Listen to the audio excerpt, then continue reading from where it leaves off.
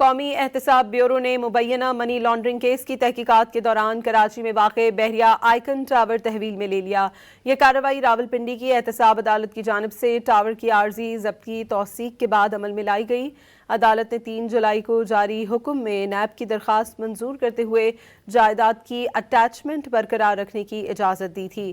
حکام کا کہنا ہے کہ بحریہ آئیکن ٹاور کی تعمیر اور اس کے لیے زمین کے حصول کے حوالے سے تحقیقات میں ایسے شواہد سامنے آئے ہیں جن کی بنیاد پر منی لانڈرنگ اور غیر قانونی ذرائع سے حاصل ہونے والے اثاثوں سے متعلق الزامات کی جانچ کی جا رہی ہے۔ ٹاور کی مارکیٹ ویلیو تقریباً 100 ارب روپے بتائی جا رہی ہے۔ قومی احتساب بیورو نے مبینہ منی لانڈرنگ کیس کی تحقیقات کے دوران کراچی میں واقع بحریہ آئیکن ٹاور تحویل میں لے لیا۔ یہ کارروائی راولپنڈی کی احتساب عدالت کی جانب سے ٹاور کی عارضی ضبط کی توثیق کے بعد عمل میں لائی گئی۔ عدالت نے 3 جولائی کو جاری حکم میں نیب کی درخواست منظور کرتے ہوئے جائیداد کی اٹیچمنٹ برقرار رکھنے کی اجازت دی تھی۔ حکام کا کہنا ہے کہ بحریہ آئیکن ٹاور کی تعمیر اور اس کے لیے زمین کے حصول کے حوالے سے تحقیقات میں ایسے شواہد سامنے آئے ہیں جن کی بنیاد پر منی لانڈرنگ اور غیر قانونی ذرائع سے حاصل ہونے والے اثاثوں سے متعلق الزامات کی جانچ کی جا رہی ہے۔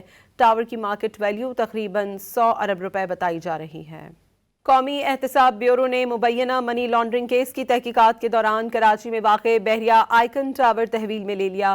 یہ کارروائی راولپنڈی کی احتساب عدالت کی جانب سے ٹاور کی عارضی ضبط کی توثیق کے بعد عمل میں لائی گئی۔